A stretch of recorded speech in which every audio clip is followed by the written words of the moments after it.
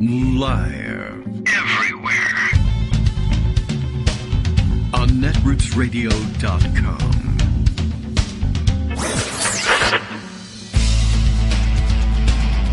David Waldman. Kagro. In the morning. Now, here's David Waldman. Hey, good morning, everybody. How you doing? It is Wednesday, December 20th, 2023. Time for another disqualification clause fight, I guess. It is time for another show, of course. And naturally, we're going to have to spend at least some time discussing the ruling from the Colorado Supreme Court yesterday. They took care of business and wound up the loose end left for us by the trial court judge in Colorado about a month ago, I think, and finding that Donald Trump, if anyone remembers who he is, was in fact engaged in insurrection in 2020, 21 as well. But January 6, 21, I guess the culmination of his insurrection, though it didn't actually, we'll say the apex of his insurrection, though it continued on for some time afterward. And that, of course, was the finding of the trial court. But remember the odd trick that the judge used to make sure that it wasn't just her making this determination, although, honestly, it would have been appealed anyway, so I don't know what she was too worried about. But, all right, she was being a little cautious. Okay, sure, he's engaged in insurrection, but does the 14th Amendment's disqualification clause apply to him, given that he was the president? And we're just not sure. No one really knows. Is the president an officer of the United States or not? Well, under this wacky definition, no. Well, the Supreme Court picked it up in Colorado, and to, hardly anyone's surprise, did find, yes, he was engaged in insurrection. And sometimes that will be a function, really, of, the trial court is the finder of fact here. We review the law, not the facts. Although most Supreme Courts will reserve the right to do a de novo review of findings of fact, if necessary, to get to their conclusion. But they said, all right, we'll agree with the conclusion and we'll let it stand anyway. And we also happen to agree that, the record is replete. He was engaged in insurrection. And now the question of whether or not the disqualification clause applies.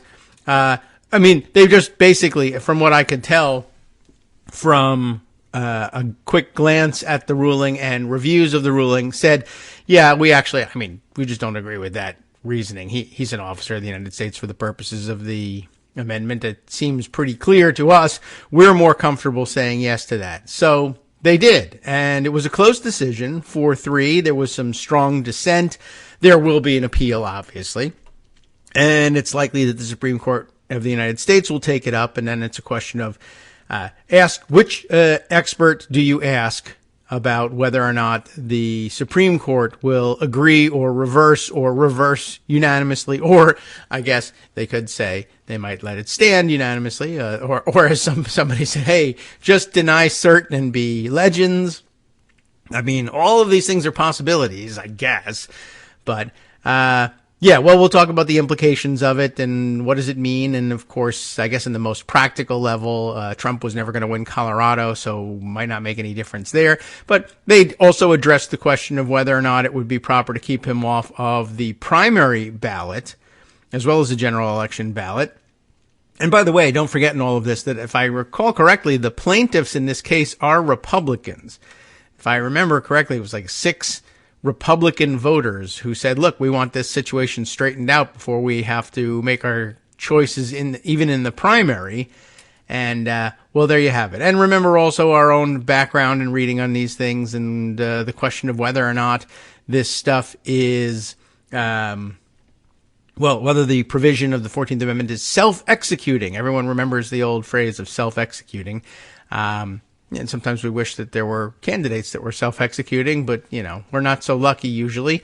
They have strong egos and that keeps them going. And we want, we hope for the strong mental health of everyone, Anyway, but is it a self-executing provision? And there was some historical precedent for believing that it is, including the historical precedent of the 39th Congress, just after the Civil War, to which the former Confederate states did in fact send representation, most of whom were not sworn into the Congress, but most of whom not only were not sworn in, but that the record appears to reflect. Now, I can't believe that he did it entirely on his own without consultation with the members and leadership in some way, but that the clerk of the House was the one who made the call, officially speaking, not to even to receive the election credentials of several members of Congress sent from former Confederate states and simply not call their names in the roll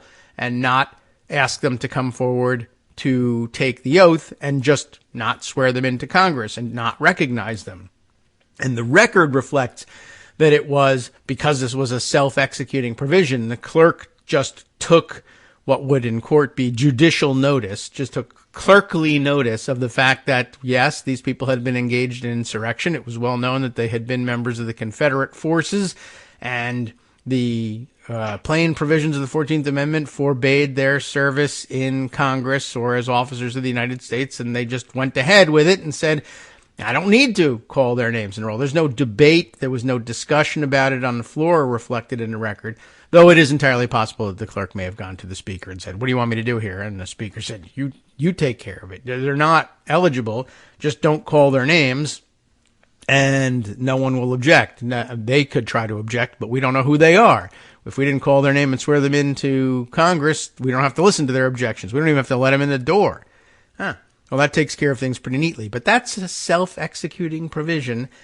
And, well, we'll be talking about that for quite a while as well. Greg Dworkin is here, and I think it's self-evident that he's here. We heard the noise, and there's no other evidence, but I bet if I stop for a second, we'll find some. If I say, good morning, Greg, we'll have some record evidence for this. Good morning, Greg. How are you? Good morning. There you go. See, I have to apologize for Monday. We had a self-executing storm, which self-executed our internet for 24 hours. That's right. We had no cable. We had no TV. We interestingly did have power. Cavemen. We did have landline phone, which is why I still keep one. Yeah. Okay, good. For emergencies. Right. Did you call? I don't use it, but the only calls I get are fundraisers from the Democratic Party. But other than that, we have one, so at least I can call out. So this Colorado thing, of course, is dominating the news today, and it's absolutely fascinating in a lot of ways. And I'm going to remind everybody, I am not a lawyer. I don't even pretend to be one on the internet. I pretend.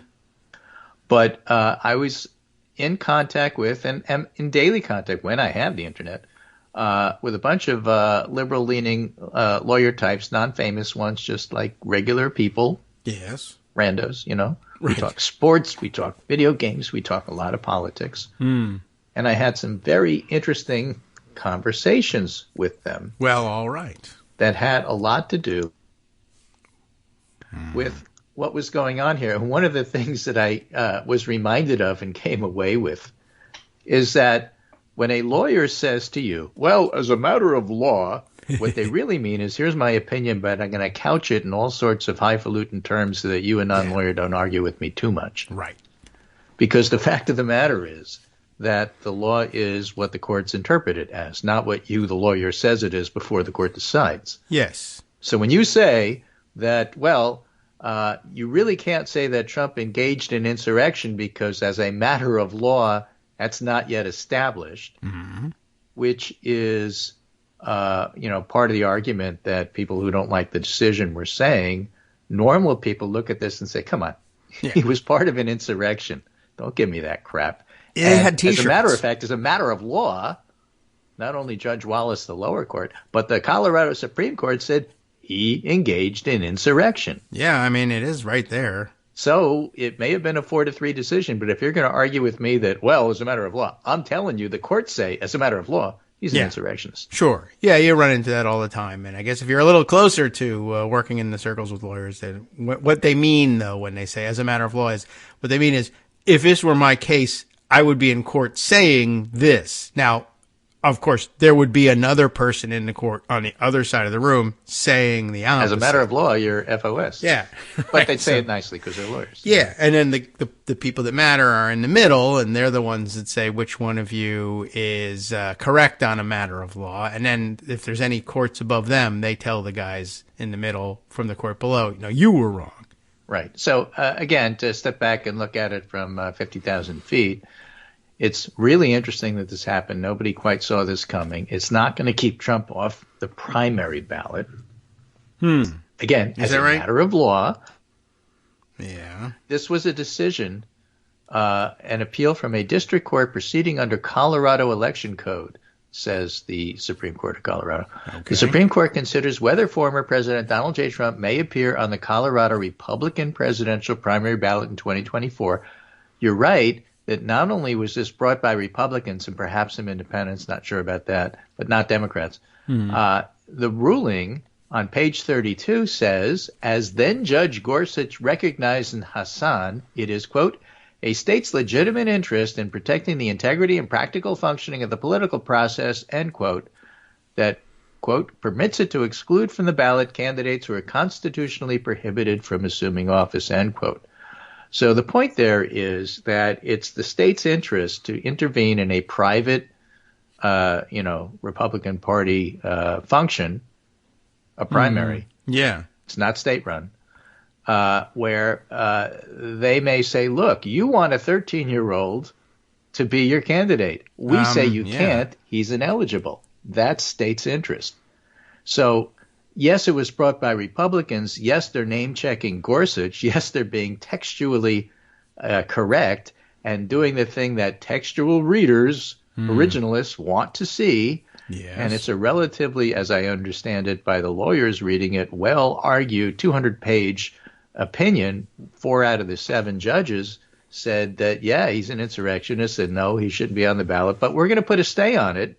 Yeah, and we know it's going to go to the Supreme Court, and they can decide. So they did the same thing that Judge Wallace did at a lower level, saying this is what we think, but we know somebody's going to have the final word, and it's not us. That's it. That's they used a different mechanism. That's all. But said we're not infallible. Those guys over there think they're infallible. Yeah, we're stuck with them. So that's part of it as well. And then here's some general responses to this. But again, it's not going to keep Trump off the ballot, and he's not going to win Colorado. So, it's not really going to affect things. What it will affect is politics, because it's all about politics. And so, for example, Vivek Ramaswamy was the first of maybe many to come saying, oh, I'm running in the Republican primary. And the fact of the matter is that if they don't put him on the ballot in Colorado, I'm not running either.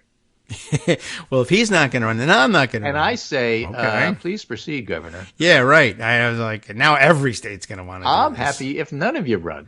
Yeah, what an interesting thing, too. So, I mean, now that's the state where I guess you have the best chance of doing your best if he's not on the ballot, but you're not even going to go, well, all right, you were never serious anyway. You were never serious. The point is that, okay, we got these polls. Right. And here's a new one from Emerson that says Trump's at 50 and Haley and DeSantis are neck and neck for second place in Iowa.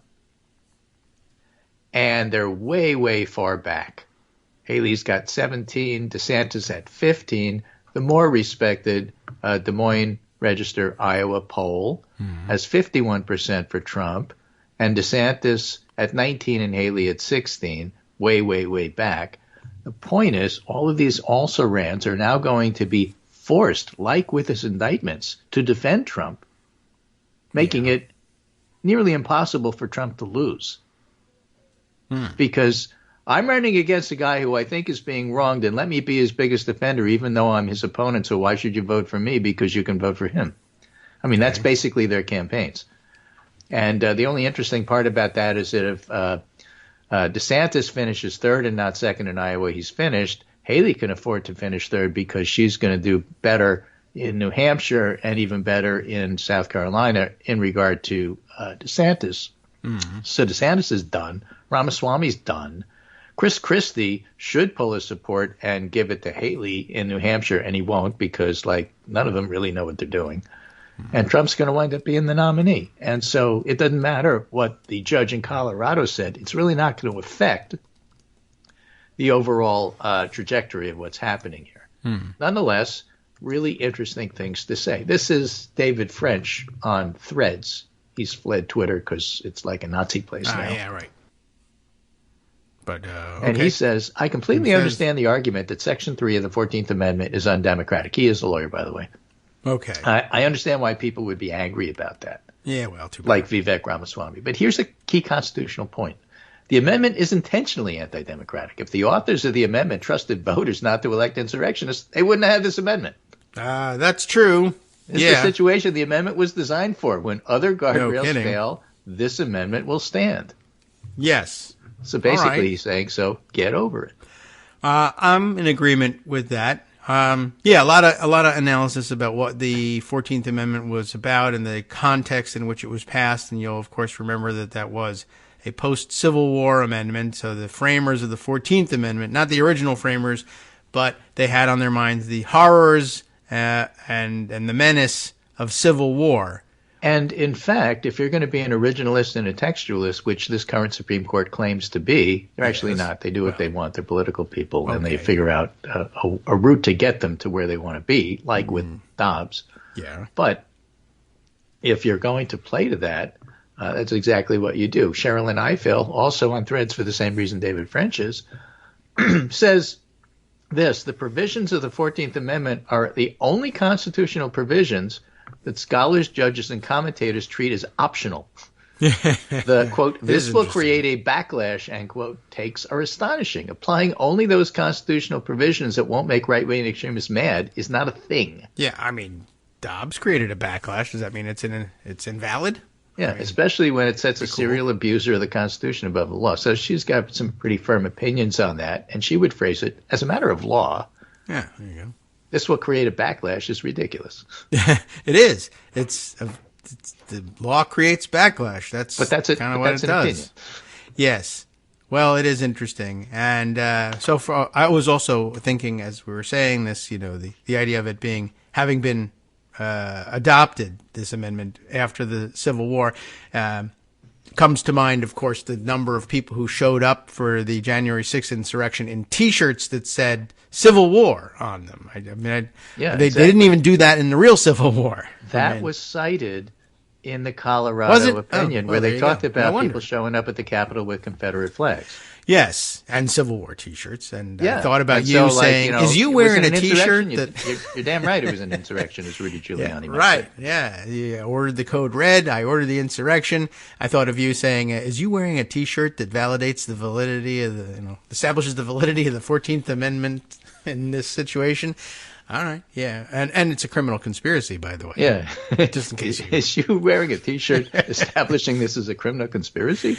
I didn't think that they were going to do that, but they did. I love that meme. It's just so good. Yes. Oh, it's pretty on the applicable nose. Everywhere. So this is. By the way, I should mention for technical reasons, I'm only on till 9:30, as we have some repair people coming in to fix the dregs of the self-executing storm is still going on the house. They're expected in the next 15 minutes. All right. Conservative legal icon, ex-DOJ official comment on masterful Colorado Trump ruling. I didn't tell you that at the beginning because I was just handed a note from my staff that says that's what's happening. This just in. Breaking news. J. Michael Luttig said the Colorado Supreme Court's decision to boot Trump from the ballot will stand the test of time. Neil Katyal said Trump had his shot. What's interesting is that they think that the Colorado Supreme Court decision was masterful. A masterful judicial opinion of constitutional law will stand the test of time. Okay. Judge Luttig told Stephanie Rule. I don't know. And Luttig predicted the Supreme Court will affirm this decision.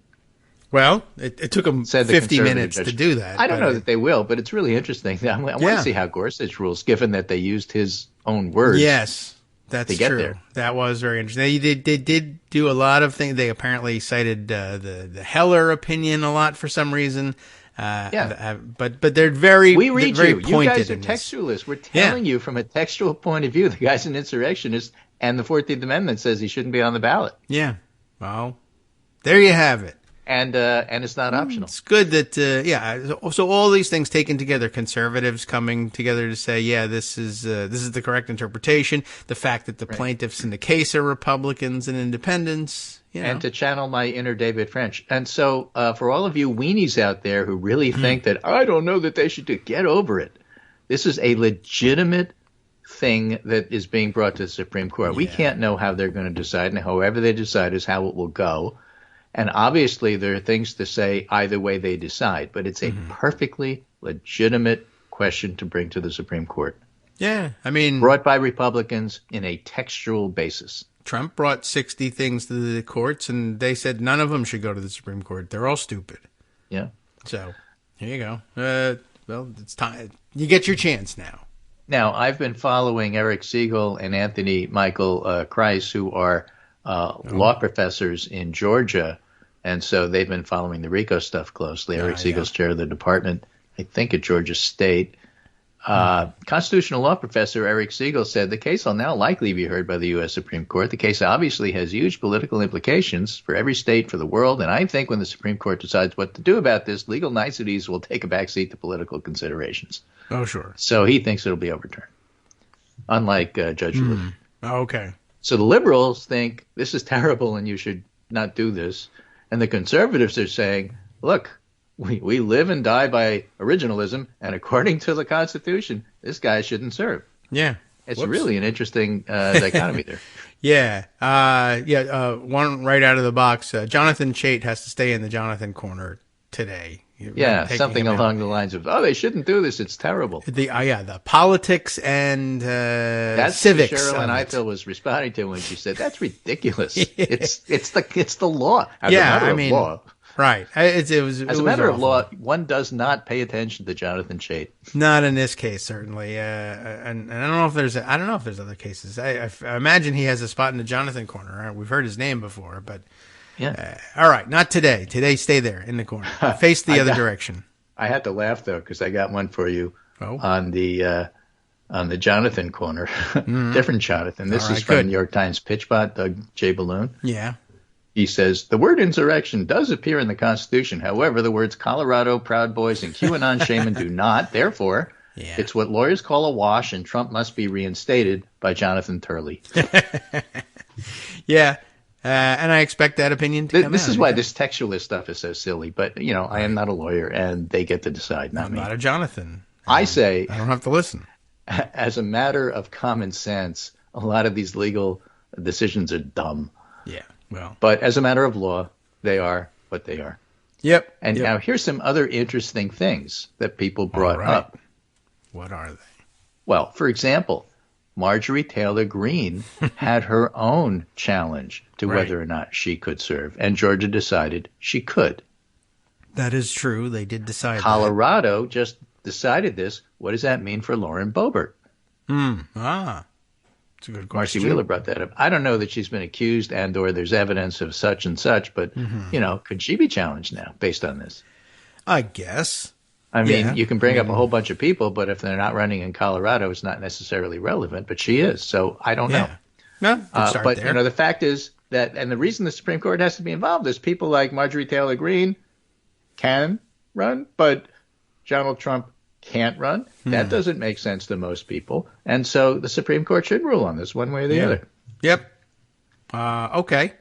That's a good point. So I'm just saying, I'm glad it was brought up. I think it's a good thing. I don't mind how it was decided. I can understand how the Supreme Court can invalidate it. I'm much more interested in what they do with his claim to total immunity forever. So that I don't need vaccines, but that's a different thing. Although Anthony certainly Michael related. from Georgia said, like all Civil War amendments, the Colorado Supreme Court says Section 3 of the 14th Amendment is self-executing. See? Congress need not adopt legislation. Courts can do this work as they do for the 13th and 15th Amendments and the remainder of the 14th Amendment. So, putting that in context in a originalist way was very clever. Yeah. Right. Okay. So that's helpful. Mm-hmm. I'll take it. Reconstruction era supporters of Reconstruction and the constitutional reformation that was undertaken in the years after the Civil War would have understood that the presidency would have been off limits to insurrections and rebels as an office.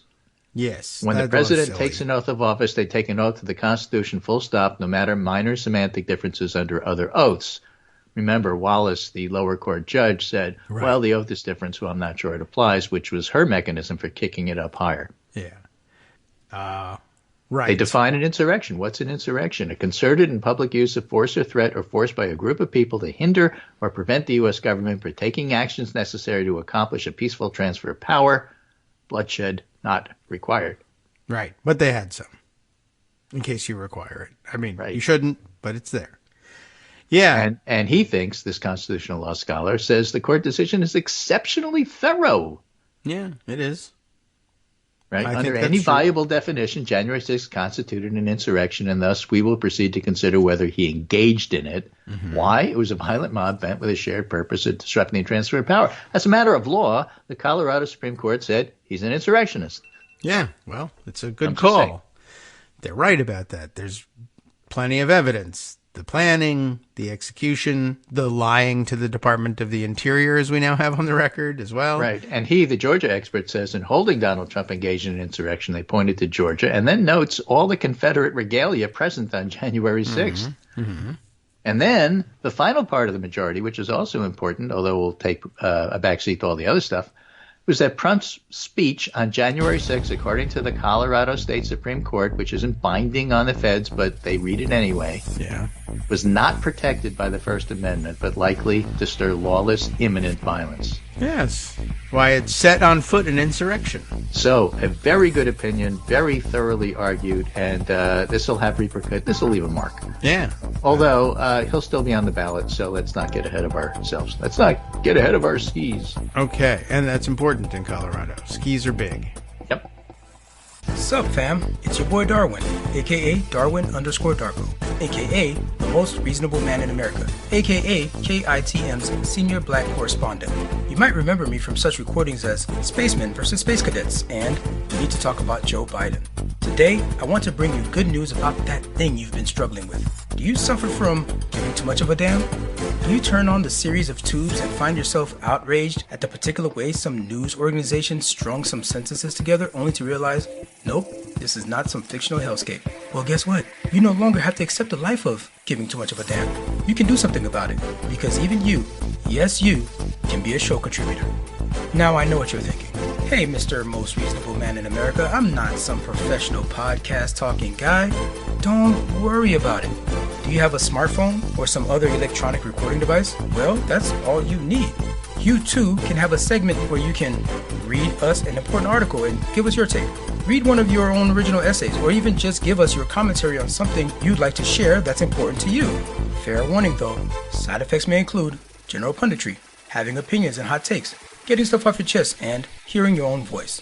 If your recording lasts longer than 5 to 7 minutes, please consult kagrox@gmail.com. That's KAGROX@gmail.com.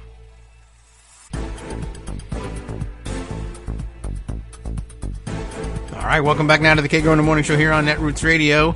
We soldier on without Greg as repairs are underway in the household, so no problem. He'll be back tomorrow.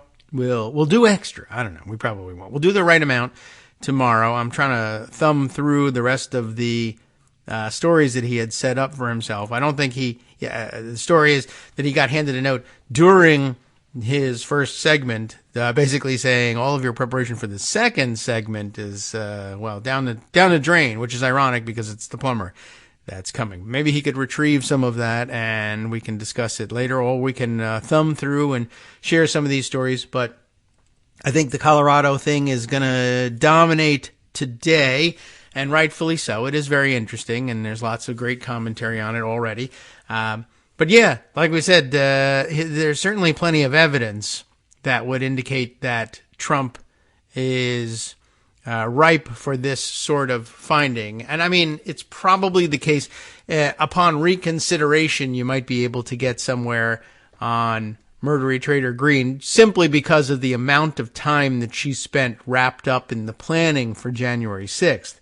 I mean, remember, she was newly elected to Congress, had not yet been sworn into office, so was not a member of Congress, had never been a member of Congress, and up until a few hours prior to the activity I'm about to remind you of, was just a lunatic YouTuber from Georgia.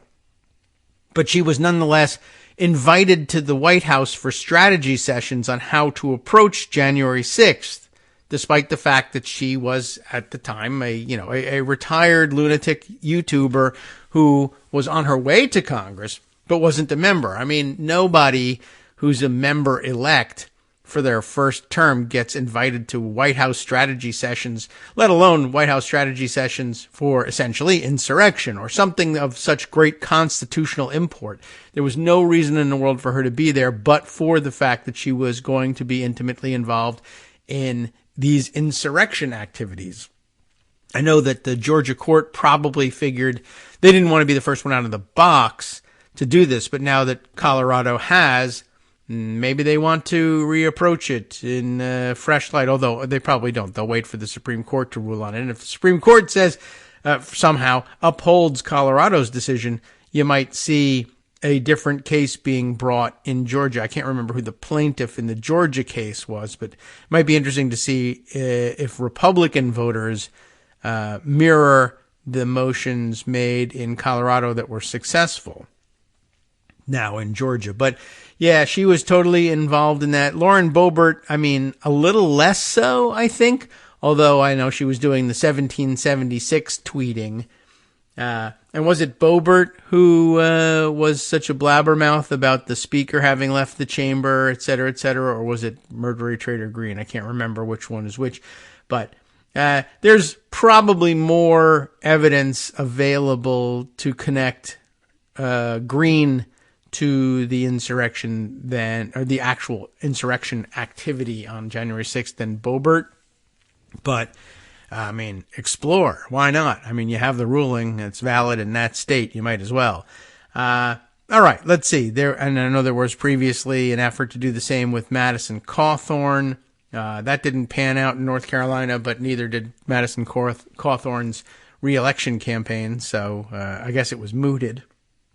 But yeah, but between the planning and execution of the thing, the fact that they had ordered T-shirts ahead of time that said Civil War, like if you refuse to connect the prominent display of Confederate regalia to insurrection, because, well, it's just sort of become a generalized symbol of resistance, not so much necessarily evocative of the Confederacy and that particular insurrection.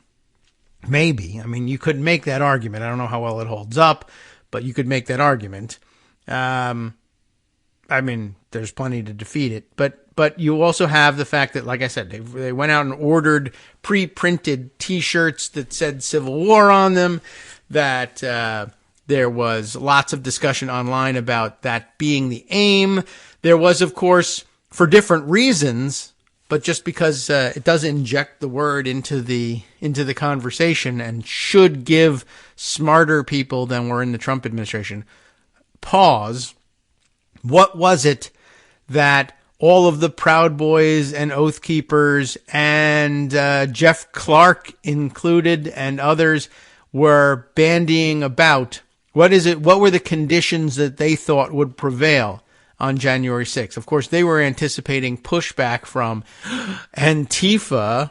All right, we got a dramatic music for that one. Or some left-wing protest against this thing, but they were expecting a protesting presence on the streets, and that they were going to have to invoke the blank act. Do you remember this? Is like Match Game 76 now, right? Lauren Boebert is tweeting at 1776. I'm podcasting, live streaming, that it is Match Game 76.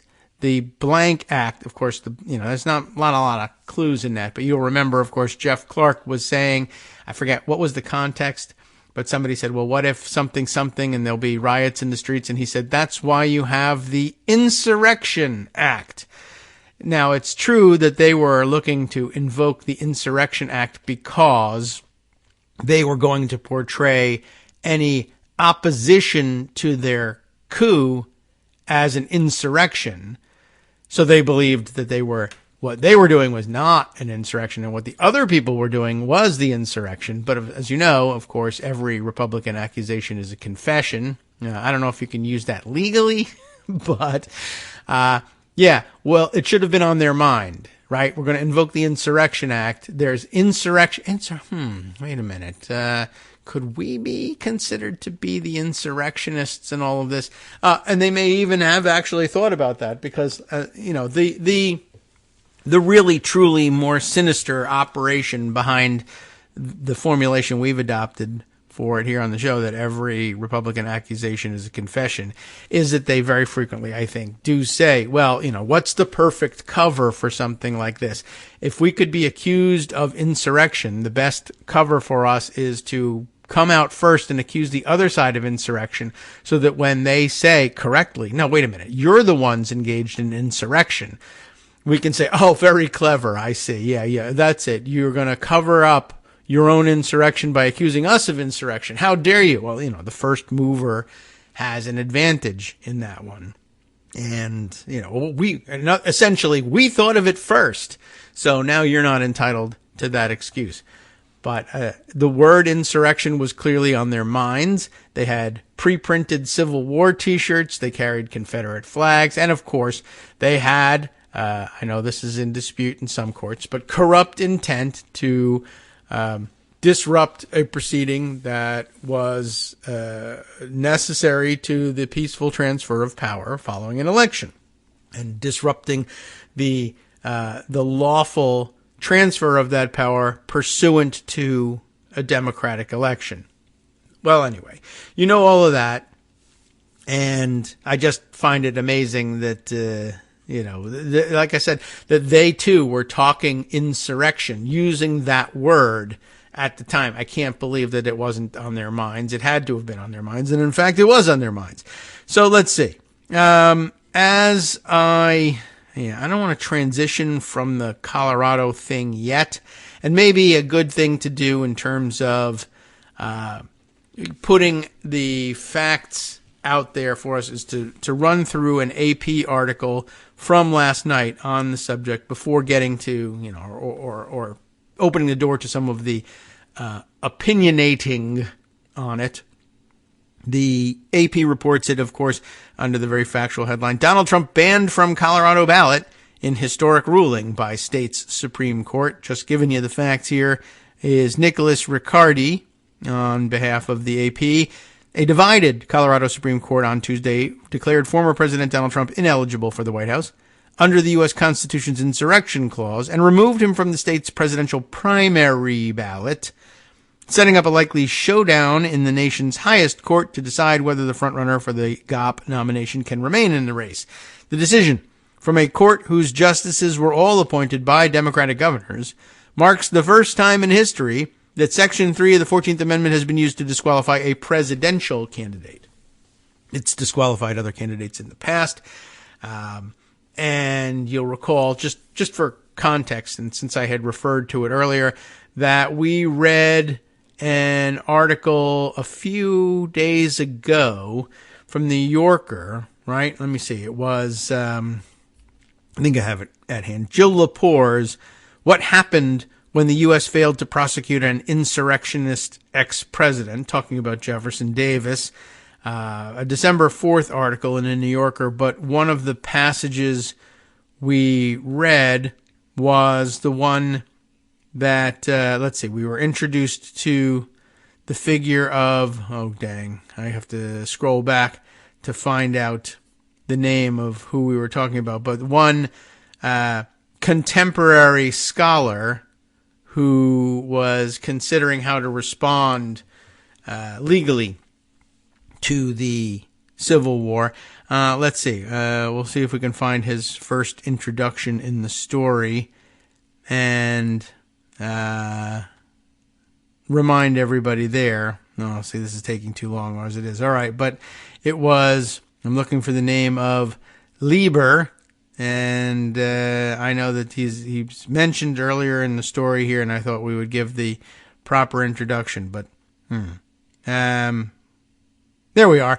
Columbia law professor Francis Lieber, discussing with Massachusetts Senator Charles Sumner of caning fame the various legal proceedings with involving insurrectionists following the Civil War, and that Lieber was particularly concerned about allowing the insurrectionists back into government. And one of the things that they point out here, he had grown up in Prussia and had taught at South Carolina College for 20 years before moving to Columbia. So a little bit of authoritarian experience, a little bit of Southern culture experience, and now ensconced at Columbia University, and writing that Lieber, where's the part? He was also behind the drafting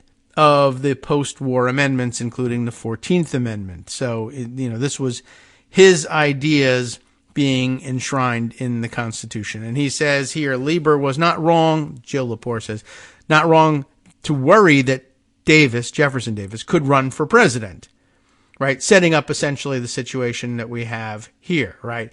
If he wins, then there's no such thing as insurrection, or no such thing as any consequences of insurrection. If he loses, well, then he is the insurrectionist, and you can bar him later on, but you shouldn't have to try to validate a constitutional provision that way.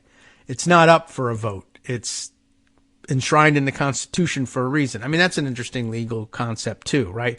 Well, like when people say, well, it's not good. It's not a good idea to do this. We should leave it to the voters, but let it be settled at the ballot box. It's a political question. It has to be settled at the ballot box. The reason we enshrine it in the Constitution is because it's too important to be decided at the ballot box. It has to be bedrock principle. And sometimes you have to tell the voters to eat their vegetables, eat their oatmeal, as somebody else once put it, right? You don't like it. It's not a populist solution, but it's the only thing that preserves our constitutional order here, our governmental order. You might not, as they say, I might not agree with what you say, but I defend to the death your right to say it. Why would people think that was a smart formulation? It's actually quite dumb. Like, I disagree with what you say, but I will defend to my death your right to say it. Why? No, don't. Well, only because it's, on principle, it's best for us to have this kind of open discourse and free exchange of ideas and a marketplace of ideas, et cetera, et cetera. I don't know whether it's really true or not, but that's what we've decided, that's something that's beyond populist decision making. How do we know? Because it's enshrined in the Constitution. Well, then, couldn't you just enshrine anything that's stupid in the Constitution? I mean, you could, but remember that in order to enshrine something in the Constitution, there has to be an overwhelming consensus that it belongs there. The amendment process is not easy. It requires a huge effort and a massive assemblage of consent of voters and their representatives up and down the chain in order to get something new into the Constitution, and that's exactly what they did. Although I suppose you could argue, well, but that's what was done during the disenfranchisement of an entire section of the country. Well, yes, because they were guilty of insurrection. It does sort of feed on itself. But we have it there now. It is part of the Constitution. We've been using it plenty. The 13th, 14th, 15th Amendments. Nobody seriously questions the validity of it up until now, when it might inconvenience them. But it's pretty well accepted that they are a part of the Constitution now, and that's the exercise we go through to get it into the Constitution, is the guarantee that against doing it frivolously.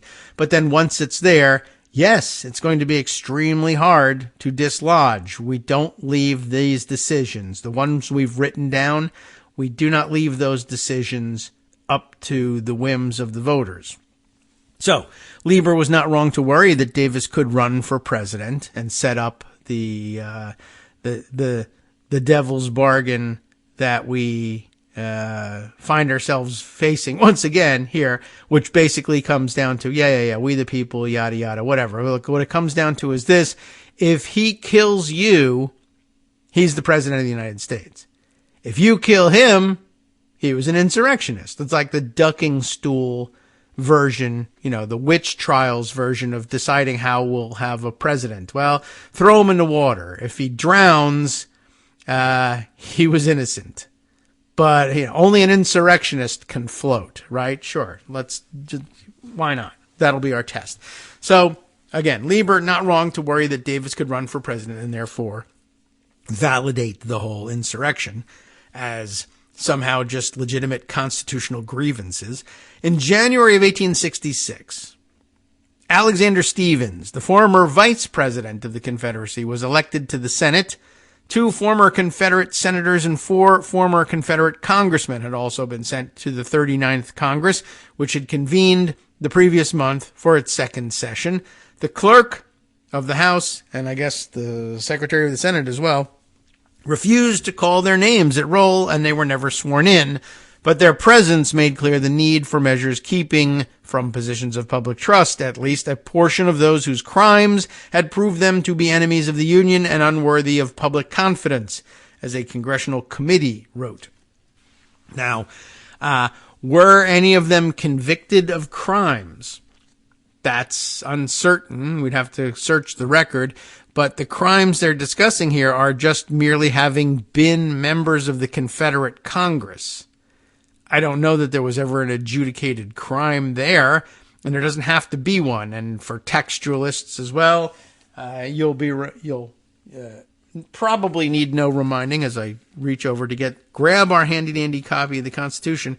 But I don't really need to read it to you. I just need to tell you that the 14th Amendment does not anywhere mention. Show me in the Constitution where it says that the 14th Amendment, Section 3, requires conviction of anything in any competent court or otherwise, that conviction is required to trigger the amendment. Of course, all it asks for is engagement in insurrection. What does that mean? I don't know. Ask a court. Oh, they've said that it, okay, all right. Well, I guess that answers the question. But yeah, no person shall be a senator or representative in Congress or elector of president and vice president or hold any office, civil or military, under the United States or any state who, having previously taken an oath as a member of Congress or as an officer of the United States or as a member of any state legislature or as an executive or judicial officer of any state to support the Constitution of the United States, shall have engaged in insurrection or rebellion. Engaged in. Insurrection or rebellion. Engaged in. That's all. Insurrection or rebellion against the same, or given aid or comfort to the enemies thereof, by calling them very special people and go home with love or what have you, but nothing about conviction. Now, the word conviction does appear in the Constitution. It appears elsewhere. I think it even appears elsewhere in the post-war amendments, but it certainly appears in the body of the Constitution. The word conviction was well known to them. They absolutely could have included it, and they did not. Textualists love to look at that and say they made a deliberate choice about the wording. So, let them have it. But, again, just pointing out how interesting it is that the clerk, in interpreting the law, simply said, yeah, these guys are ineligible. I don't have to read their names. There must have been some discussion about it elsewhere. But if it formally falls to the clerk, that's not a court either. I just found that interesting. And by the way, there are lots of other variants that we could discuss about what to do next. Oh, but I did intend to go back to the AP's factual recitation of what happened here. I know I got distracted. A divided Colorado Supreme Court declared former President Trump's ineligible for the White House under the Constitution's insurrection clause, removed him from the state's primary ballot, setting up a likely showdown. The decision from a court whose justices were all appointed by Democratic governors marks the first time in history that Section 3 of the 14th Amendment has been used to disqualify a presidential candidate. That's when I started reading you the instances of it having been used to disqualify other or candidates for other office. Or in fact, people who had been elected or purported to have been elected and were sent to Congress with certificates of election. And they still said, no, I don't think so. That's just a no from us. A majority of the court holds that Trump is disqualified from holding the office of president under Section 3 of the 14th Amendment, the court wrote in its 4-3 decision. That's not hard to interpret. Colorado's highest court overturned a ruling from a district court judge, in part, really, who found that Trump incited an insurrection for his role in the January 6th attack on the Capitol, but said he could not be barred from the ballot because it was unclear that the provision was intended to cover the presidency. That was the dumbest part of the ruling, but it was intentionally done. The court stayed its decision until January 4th, or until the U.S. Supreme Court rules on the case. Colorado officials say the issue must be settled by January 5th. That's why they stay it until the 4th. The deadline for the state to print its presidential primary ballots. We do not reach these conclusions lightly. So now that's it. They're not light. So you got to take heed, I guess. We are mindful of the magnitude and weight of the questions now before us, lest you think we are not, I guess. We are likewise mindful of our solemn duty to apply the law, without fear or favor, and without being swayed by public reaction to the decisions that the law mandates. Have I read this? Without being swayed by public reaction to the decision that the law mandates we reach. Okay, gotcha. Yeah, well, what can you do? Trump's attorneys had promised to appeal any disqualification immediately to the nation's highest court, which has the final say about constitutional matters. And by the way, their docket is rapidly filling up with Trump cases and nothing but Trump cases. At some point, you'd think that they would want to say, this is no longer worth the effort. Like, we can't adjudicate the rest of American law because we're constantly being called upon to immediately settle questions about Donald Trump. You know what? Here's a good way to clear the docket. You are disqualified, and you aren't immune. Now, the rest of it is expect never to be granted cert again. We've given you enough of our attention. You're a criminal defendant, just like anybody else, and you're disqualified from public office. Now let the lower courts take care of adjudicating what we'll do with you. And we don't want to hear your name again, but, you know, some of them owe their jobs and their lifetime appointments to him, so it'll be an issue.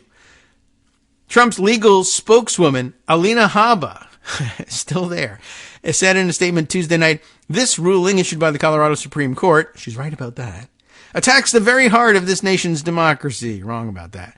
It will not stand, and we trust that the Supreme Court will reverse this unconstitutional order. Well, you probably do trust that. Trump didn't mention the decision during a rally Tuesday evening in Waterloo, Iowa, which is amazing restraint for him, but his campaign sent out a fundraising email citing what it called a tyrannical ruling. Republican National Committee Chairwoman Ronna McDaniel labeled the decision election interference and said the RNC's legal team intends to help Trump fight the ruling. Why? Plenty of Republicans are still running for office in Colorado, even if one of them has decided to stay off the ballot. Trump lost Colorado by 13 percentage points in 2020 and doesn't need the state to win next year's presidential election, but the danger for the former president is that more courts and elections officials will follow Colorado's lead and exclude Trump from must-win states. Dozens of lawsuits have been filed nationally to disqualify Trump under Section 3, which was designed to keep former Confederates from returning to government after the Civil War. Or T-shirt wearers, I guess, as well. It bars from office anyone who swore an oath to support the Constitution and then engaged in insurrection or rebellion against it, and has been used only a handful of times since the decade after the Civil War. I think it may embolden other state courts or secretaries to act now that the bandage has been ripped off. Derek Muller, a Notre Dame law professor who has closely followed the Section 3 cases, said after Tuesday's ruling, this is a major threat to Trump's candidacy. The Colorado case is the first where the plaintiffs succeeded After a week-long hearing in November, District Judge Sarah B. Wallace found that Trump indeed had, quote, engaged in insurrection by inciting the January 6th attack on the Capitol, and her ruling that kept him on the ballot was a fairly technical one. Trump's attorneys convinced Wallace that because the language in Section 3 refers to officers of the United States who take an oath to support the Constitution, it must not apply to the president, who is not included as an officer of the United States elsewhere in the document, and whose oath is to preserve, protect, and defend the Constitution, as opposed to support, I guess. Is that a distinction without a difference? Well, the Colorado Supreme Court now thinks so. The provision also says offices covered include senator, representative, electors of the president and vice president, and all others under the United States, but doesn't name the presidency. Just the electors for it. Wink, because that's totally separate. We, of course, make no distinction here. I mean, you can tell the difference between an elector and the president, but when people go to vote in November, they're fairly sure they're voting for. What are you voting for? Who are you going to vote for president? I won't. I'm not voting for president. I'm voting for electors to the Electoral College. They'll be the ones to make the decision, said nobody ever. Anyway, the state's highest court didn't agree, siding with attorneys for 6 Colorado Republicans and unaffiliated voters who argued that it was nonsensical to imagine that the framers of the amendment, fearful of former Confederates returning to power, would bar them from low-level offices, but not the highest one in the land. I mean, unless they said, well, we should leave it to a coin toss whether or not we have another deadly civil war that kills X% of the population. President Trump asks us to hold that Section 3 disqualifies every oath-breaking insurrectionist except the most powerful one, and that it bars oath-breakers from virtually any office, both state and federal, except the highest one in the land, says the court's majority opinion. Both results are inconsistent with the plain language and history of Section 3. The left-leaning group that brought the Colorado case, Citizens for Responsibility and Ethics in Washington, hailed the ruling. But, of course, it was Republicans who were the plaintiffs in all of this. Don't forget. Our Constitution clearly states that those who violate their oath by attacking our democracy are barred from serving in government. Its president, Noah Bookbinder, said in a statement. He's not barred from being president of Crew, anyway. Trump's attorneys had also urged the Colorado High Court to reverse Wallace's ruling that Trump incited the January 6th attack. That didn't work either. His lawyers argued that the then president had simply been using his free speech rights and hadn't called for violence. Trump attorney Scott Gessler also argued the attack was more of a riot than an insurrection. It just happened to have Civil War t-shirts. Nothing to do with what we actually did there.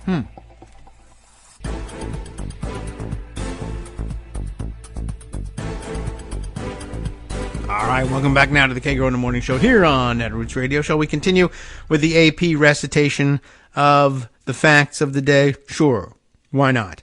That's some interesting argument. Trump attorney Scott Gessler arguing that the attack on the Capitol was really more of a riot than an insurrection. So, can't you let it slide? Sure, we wore Civil War t-shirts.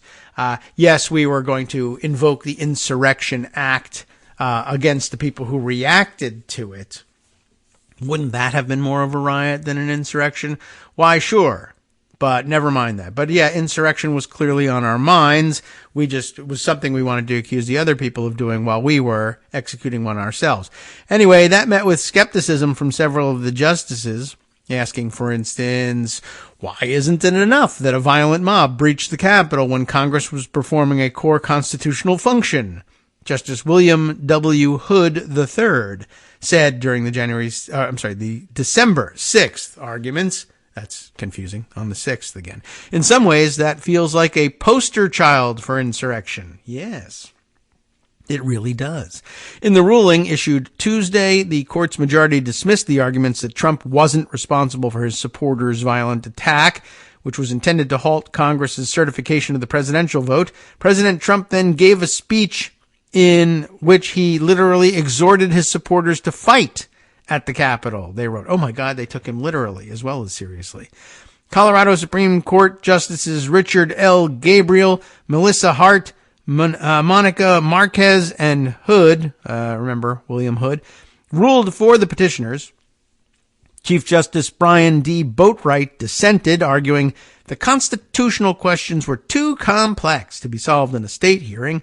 I don't know. I'm just the Chief Justice of the state Supreme Court. I don't know if I can settle the constitutional issues. Justices Maria E. Birkenkotter, if I got that right, and Carlos Samur also dissented. And remember, they were all appointed by Democrats. Our government cannot deprive someone of the right to hold public office without due process of law, Samur wrote in his dissent, except it doesn't mention anything about that. Again, due process also mentioned in the Constitution and, for whatever reason, left out of the 14th Amendment here. But also, there's some pretty robust jurisprudence about or precedent about what is due process, what defines due process, how much process is due, and in what context. And, I guess the due process requirements are highest when a respondent in court is, or outside of court, in whatever proceeding, is being threatened with the loss of life, liberty, or property, and they're not being threatened with their loss of life, though they should be, but just not in this procedure. Liberty, well, that's the only thing you can hang your hat on. Property, of course, they have no property interest in the office that they seek. Liberty, the liberty to run for it? No, really, for the most part, the understanding is supposed to mean, like, when you lose your liberty, that means, will you be incarcerated? Not, is someone stopping you from doing whatever you want to do? It's not pursuit of happiness. It's liberty. You're either incarcerated or you're not. But there's no jail time involved in adjudicating the 14th Amendment. It's simply, you can do wherever you want. You can wander the country, go where you want. You're a free man. And they were men at the time but you'd be a free person now, regardless of how we find. It's just, there are certain things you can't do. It's true that you have no legal right to, but you never had any legal right to any of it, even if you weren't an insurrectionist. You'd have to run for it and earn it. The only question is, are you allowed to stand for that? You can advocate whatever you want. Your free speech rights aren't gone. You can even tell people you're running when you're not, but you can't occupy the office. That's not a loss of liberty. It's just not the way it's ever been understood. You could twist things. You could decide, as the Supreme Court of the United States, that we're going to adopt a new definition of what liberty means, but so far they haven't. That's been the history. Our government cannot deprive someone of the right to hold public office without due process of law, Samur wrote in his dissent. Even if we are convinced that a candidate committed horrible acts in the past, dare I say engaged in insurrection. Of course, if you do say engaged in insurrection, you've fulfilled the wording of the amendment, so I would have avoided that. But at any rate, dare I say engaged in insurrection, there must be procedural due process before we can declare that individual disqualified from holding public office.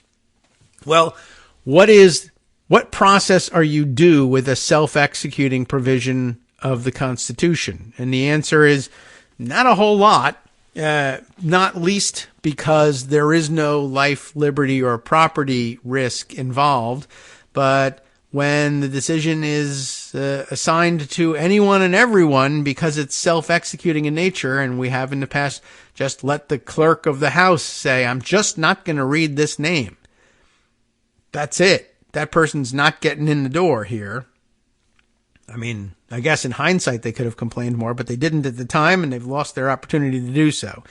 I don't know. It's a dissent, but it's not a super strong one. The Colorado ruling stands in contrast with the Minnesota Supreme Court, which last month decided that the state party can put anyone it wants on its primary ballot. It dismissed the Section 3 lawsuit, but said the plaintiffs could try again during the general election. In another 14th Amendment case, a Michigan judge ruled that Congress, not the judiciary, should decide whether Trump can stay on the ballot. That ruling is being appealed. The liberal group behind those cases, Free Speech for People, also filed another lawsuit in Oregon seeking to bounce Trump from the ballot there. And that's the effect. That's the snowball effect you should be watching for. Other cases in other states. And the warning, the / celebration that now other states may follow now that the bandage has been ripped off, as one of the other law professors said. But I guess to that point, what did I want to say about the Michigan one? Oh, yeah, right. There's the idea that Congress, not the judiciary, should decide whether Trump can stay on the ballot. It's an interesting one. I'll remind you of another idea that I floated last time, I guess probably when the Michigan court made its decision, saying that, okay, well, why do they say Congress should be the one to decide that? Because elsewhere in the 14th Amendment, just flipping back to that one, the conclusion of Section 3, right, was that, of course, they list all the people, all the offices who, even though they don't list the president, they talk about the electors for the presidency. But the various offices you can't hold if you shall engage in insurrection or rebellion against the United States, or given aid and comfort to the enemies thereof. The part I didn't read you, but the Congress may, by a vote of 2/3 of each house, remove such disability. That's the basis, I guess, of Michigan saying, well, it's Congress that should decide whether or not you are constitutionally eligible, because they are the ones who are given the power to remove the disability.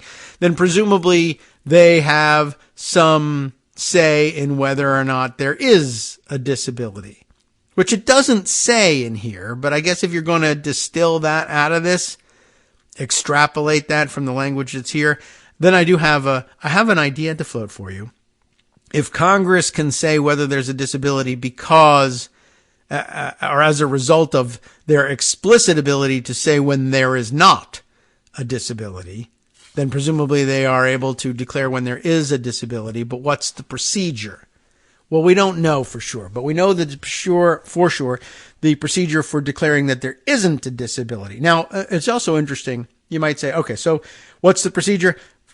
2/3 of both houses, like if you were amending the Constitution or overriding a veto, 2/3 of both houses have to say that we will remove the disability. Now, there's nothing in this provision of the Constitution that says that there has to be, or what form the declaration of disability has to take.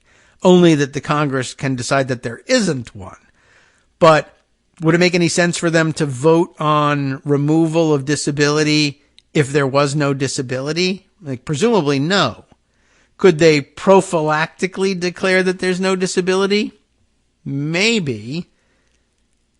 But again, so we know the procedure, 2/3 of both houses. So here's the question. Supposing someone says, I move that we now consider this resolution, a resolution removing the disability of Donald J. Trump to serve as President of the United States under the 14th Amendment of the Constitution, right? Suppose I make a suggestion that we do this, or I write that resolution, and we hold a vote on it, and the vote fails to get 2/3 in both houses. What does that mean? All we've done is we've failed to resolve that we should remove whatever disability might exist. But if we don't know if it exists, what was the point in holding the vote? I don't know. But I guess the question is, if you can look at what's there, that the Congress can by 2/3 vote of both houses remove disability, and you extrapolate from that Congress can create a disability, but there's no description of the procedure to do that. It's either self-executing, which has no process whatsoever, just a decision by the clerk. Or you could say, no, Congress must have some say directly. So then my question is, so if I bring a resolution to the floor of the House or the Senate proposing to remove the disability, and I myself vote against it, perhaps. Or even if I don't. But it fails to gain a 2/3 majority in both houses. Is the result of that a declaration of disability? It's unclear. And it's not clear whether the courts would allow themselves to interpret it as such. But it seems clear that the Michigan Supreme Court would accept the Congress declaring that to be the case. That if, along with the failure of this resolution, it attached a memorandum saying it's the view of the Congress that this attaches a disqualification in definitive terms now, I don't know that the courts would feel that they were in any position to argue. But then the question is any process due for that? Can you just send the results of the vote and document that it failed to get 2/3 and then say, make of it what you will? Do you have to adopt a second resolution by majority vote declaring that the meaning of the failure to garner 2/3 equals the establishment of disability? I don't know. Nobody knows. It's up to somebody. A court somewhere is going to have to decide it. So, but that by itself, I think, argues for the weakness of the Michigan decision, right? Look, even if Congress acts, courts are going to have to decide what the act of Congress means. So you might as well just act now. But maybe you just were saying, I want more evidence of intent from Congress. I guess that's a possibility. It's just, it can go around and around in circles forever. But in the meantime, I guess I would say, well, why don't you try it then? Somebody in the House ought to, I wonder what, like in the Senate, would it be more difficult? There's the Democratic majority, operating majority in the Senate. I don't know how they all would feel about something like this. And then, of course, there's the matter of the filibuster. But you could propose in either house, I guess. In the Senate, you'd have a better chance of getting the operating floor leadership of recognizing you for offering the resolution, but it could be stopped by filibuster. In the House, you'd have a presumably hostile leadership and speaker who would try to prevent you from being recognized to bring such a resolution. But it would be very difficult to convince, I think, an honest parliamentarian of the House, even though they could then overrule the parliamentarian. But it would be hard to convince a parliamentarian that there isn't some significant privilege to a resolution like that. That a resolution proposing to remove the disability of a current candidate for the office of presidency, to remove that disability, especially in the wake of the finding by the Colorado Supreme Court, you would think that that would have to be recognized as privileged and get a vote on the floor. Now, they, I guess, could move to table it and avoid taking a direct vote on it, but then it's still the same, right? I've proposed removing the disability, but Congress has refused. Does that mean there is a disability that they refuse to remove because they agree with the disability? Does it mean something else, something different? What other meaning could you put on it? There are other explanations. Well, it wasn't that we didn't think that he should have, I don't know. It wasn't that we didn't think, or I guess it wasn't that we did think he was barred from the presidency. It was that we didn't want to risk the question, or that it was moot because there was no disqualification, and so taking up a resolution removing the disqualification was superfluous. You could argue any number of things. But in the case of the Michigan court, I wonder what the Michigan court would say to that. If, look, I moved this resolution, it didn't work. By the same token, I guess, for the newly minted fans of the independent legislature theory, I would ask this question. Remember, of course, these are conservatives who are now convinced that the state legislatures are the only legitimate source of direction for how to and by what methods to hold elections, at least for president of the United States, if not for everything. But Remember that their objections to counting the electoral votes from some Biden-won states in 2020 was that some of the rules by which the elections were held in those states were promulgated not by the state legislatures there, but by boards of election and or election judges who allowed things like ballot collection boxes and various other things that, and extended voting hours, responding to COVID, responding to long lines and broken voting machines, etc. But it's the view of those who claim to believe in the robust form of the, which is just as fake as the regular form of the independent state legislature theory, that any rules not promulgated directly by the state legislature are invalid, and therefore any election held that include those provisions are likewise invalid, and the results are invalid, and there are no electors from those states, and therefore something, Donald Trump wins the presidency. That was their theory. So, what happens if you now go back to Colorado, where the state Supreme Court has said Donald Trump is an insurrectionist and is disqualified from the ballot in Colorado, and you have an equally dominant Democratic Party in the state legislature there, just as you do on the state Supreme Court?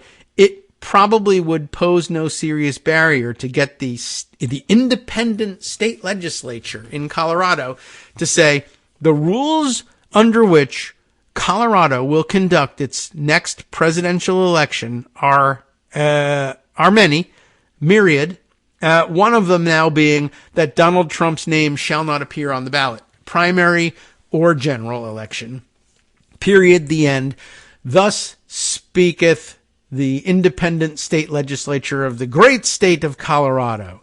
And to the extent you believe in the independent state legislature theory, you would then have to say either, I'm a huge hypocrite, I've made a huge mistake, or, well, that's it. That's the source that had to speak in all of this. We are now satisfied. So what if the Congress offers up a resolution offering to remove disability but fails to pass it, and Colorado and any other state that finds itself similarly situated likewise says he's not going to be on the ballot?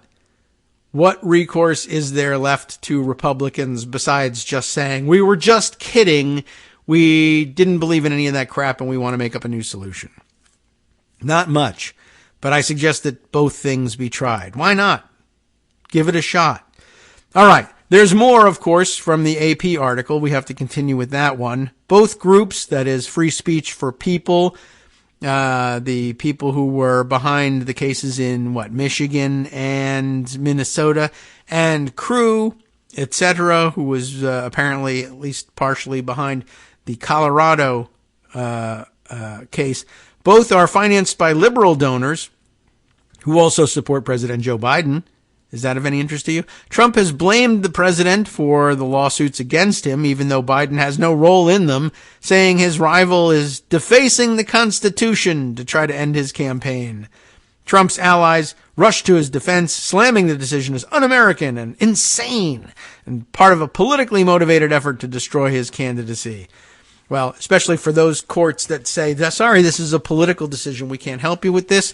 Well, then, yeah, the decision's going to be political. Sorry, there's nothing you can do about it. That doesn't make it invalid. In fact, the courts said we had to do it politically.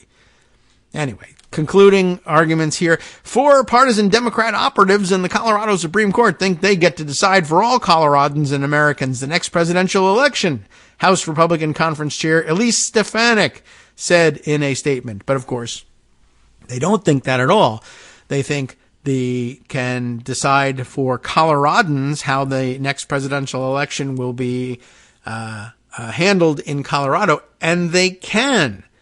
But if you don't think that they can, but only the independent state legislature can, then go ahead, independent state legislature, go ahead and do it. And then Elise Stefanik can say, I was stupid and wrong about that. I changed my mind. And something. Magic. It's all over. Okay, let's see. Another thing I wanted to add to the mix here is the news about, I hinted at it earlier, you've probably read the articles by now, but I think it makes sense to mix this in, fold it into the batter here at this point. Is this an insurrection? Is it not an insurrection? Were they wearing Civil War t-shirts? Did they order them ahead of time? Did they plan this thing ahead of time? Was it wild and organic, as they're trying to claim now? The answer, no, it was not. It was planned, I would say well planned, except for the fact that it was planned by Trump and Trump supporters. So planned is relative. Like, I plan now, just now I came up with this plan to throw the ketchup on the wall. I threw it on the wall. Some might say, well, that was a wild and spontaneous act. But with Trump, it doesn't have to be a long decision process, but somewhere in his head, just metaphysically, we would say, well, that was planned. He planned to have his arm move and throw the ketchup. It wasn't a very robust move, and he's not an athletic guy, but what can I tell you? That was planned. It was a short-term plan, but it was a longer-term plan with January 6th. Had been in motion for weeks. Well, new details, in fact, have emerged showing secrecy from the White House on the planned march on January 6th. There were some factual reports about the contents of the investigation and report by the Department of Interior's Inspector General. Why the Department of Interior? Because that would be the department that was responsible for permitting that is issuing the permit to the groups holding the rally on the ellipse. And in order to get their permit and keep things legal and therefore not be insurrection, even in the most, even in the lightest sense, right? It wasn't insurrection yet, but it turned out to be the launching pad for it. But they wanted to have a permit to start with so that they could gather their people without interference from law enforcement at that point. But in order to do that, they had to promise that there was not going to be a march to the Capitol or anywhere else from that point. There was going to be a speech, it was delivered, and then the event was over. What happens afterwards is not our problem, but we have to promise you that we're not going to attempt to launch anything else for which we would otherwise need a permit and then not seek one. Well, as it turns out, they very much did plan to do exactly that, but they also went on record in communications with one another about how they were going to work together to continue to deceive the Department of the Interior so that they could get what they wanted out of it. So you might have seen the factual rundowns of that story in the last day or two in the newspaper. I'm going to kind of skip over that. And I think probably that Philip Bump, in analyzing this story, will fill us in on the necessary details along the way. But you've probably read them, as I mentioned. So new details emerge showing secrecy from the White House on the planned march on January 6th. Why didn't the White House want officials to know that people planned the move from Trump's speech to the Capitol? Because that would be insurrection. That's why. And also, it would probably impact their decision in permitting the Ellipse rally as well. And they wanted that as a launching pad, no matter what. So here's Philip Bump's rundown of the situation. The riot at the Capitol on January 6th required multiple catalysts. One was the willingness of some of those present to engage in violence, small-scale violence like upending barriers, or aggressive violence like attacking law enforcement with blunt objects. Another was the mass of people who were surrounding the building and its defenders, a mass that pressed forward against those barriers and which fed into the energy of the moment. This development was anticipated by some of those engaged in explicit violence. In private chats from the days before the riot, members of the right-wing group Proud Boys discussed whether the normies, that is, other protesters, and other attendees were going to push through police lines and storm the Capitol buildings. Well, they do that without encouragement from us, really, is what they were asking. On the day of the riot, members of the group engaged to rile up the normies. The thousands of people who walked from President Donald Trump's speech south of the White House to the Capitol that day were a force multiplier. On the day of the riot, there wasn't supposed to be a march from the speech to the Capitol, at least not according to the permits obtained by the group that was organizing the day's event, that being the Women for America First, or WFAF. Sounds like a radio station, but it isn't. But those permits diverged from what WFAF was presenting publicly, which really should have been obvious from the beginning. A new report from the Interior Department's Inspector General details that divide. As we documented, that is the Washington Post, in February of 2021, WFAF was a central player in efforts to merge disparate protests planned by supporters of Trump, including from organizers of the Stop the Steal movement, into one intertwined series. An event on the evening of January 5th, the rally at the Ellipse on the following morning, and a protest at the Capitol itself as Congress was gaveling in to finalize Trump's loss of the 2020 election. All of this was promoted under the rubric of being a, quote, march to save America. And, of course, march. Well, are they going to march? No, they told the Department of the Interior. Why do you call it the March to Save America? No reason. Anyway, that itself an evolution from the March for Trump branding that had powered a D.C. protest in December. And embedded herein are a couple of tweets from the organizers here. This one from Kylie Jane Kramer. The cavalry is coming, Mr. President. January 6th, Washington, D.C. Yeah, promoting the event. Why were they doing that? Hi, everybody. It's me, David Waldman. Yes, the same guy who interrupts you all the time. Interrupting you one more time just to tell you again, another reminder that your contributions are what keep this show on the air, and Patreon.com, Patreon.com, is still among the easiest ways to make the sustaining subscription donations that keep us afloat. Are you ready for the pep talk about how our Patreon campaign is still going strong and growing? Well, too bad.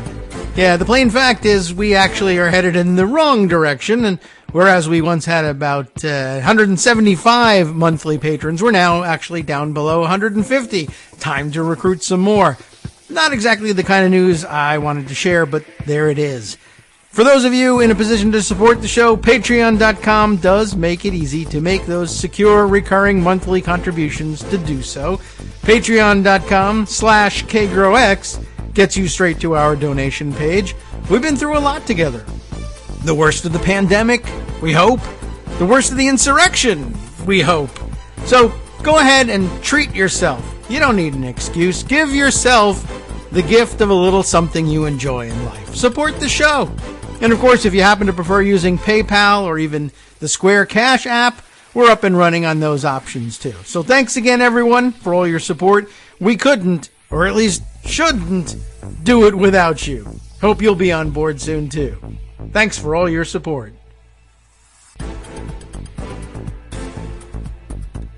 All right, welcome back now to the Kagro in the Morning Show here on Netroots Radio. Time to continue on in our reading through the Philip Bump piece here in the Washington Post about the Department of Interior report about the activities on January 6th and surrounding January 6th, and pointing out here the probably intentional, though also probably somewhat mistaken, it was just a dumb idea. They didn't really realize what they were stepping in at the time, but also they thought they would win, so it wouldn't matter, and they would end up being pardoned.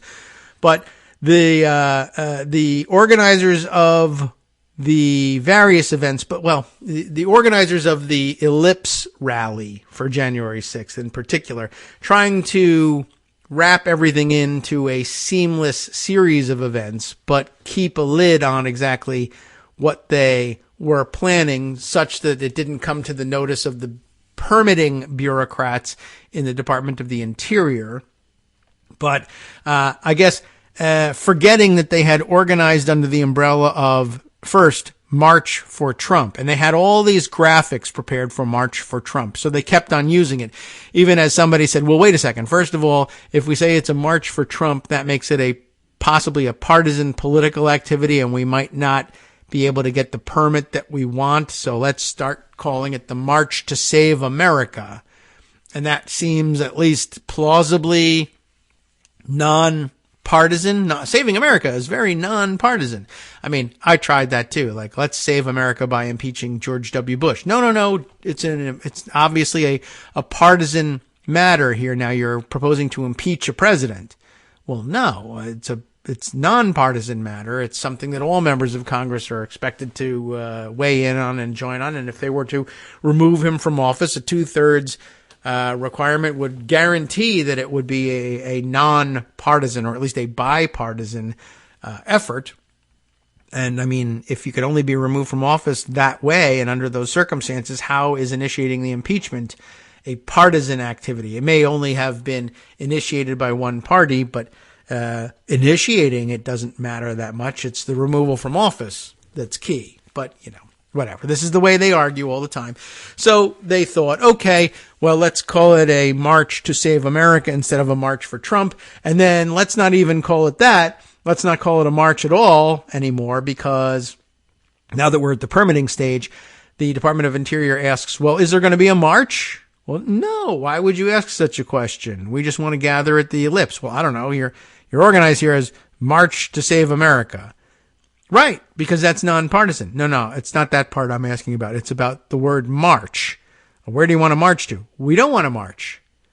Why is it called a march? I don't know. And the answer is, we have all these graphics made for a march, so that's what we're calling it because it's in the logo. And they were kind of stuck with that. They were still tweeting, at least through late December of 2020, that it was a march for Trump.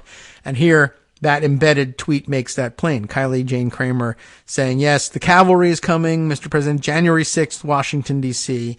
TrumpMarch.com they were using. And then, of course, the hashtags March for Trump, hashtag Stop the Steal. And here is the whole branded, logoed thing, March for Trump. They have a big picture of, I don't know whether they ever created this thing, but one of those big wrapped tour buses, March for Trump, and a big picture of Trump on it. But it was, by that point, it was still a Trump thing. But somewhere between December 19th and January 5th, January 6th, they tried to switch over the branding to March to Save America. But that was, again, beside the point for the Department of Interior, who wanted to know whether there was a march or not. It's just kind of bizarre. And this embedded tweet is part of the evidence of how careless they really were in doing this. And, they didn't do a good job in covering the tracks of what the event was originally conceived as, and that it was just a name change. And because it was just a name change, and a name change from something equally dumb, and then trying to pretend it was just a rally when it wasn't not a march, even though it had been branded all the way up to that point as a march, was just evidence that they were just engaged in a cover-up. But there you have it. Okay, so let's see. We left off by reading that about that branding and the evolution of March for Trump into March to Save America, but still had March in it.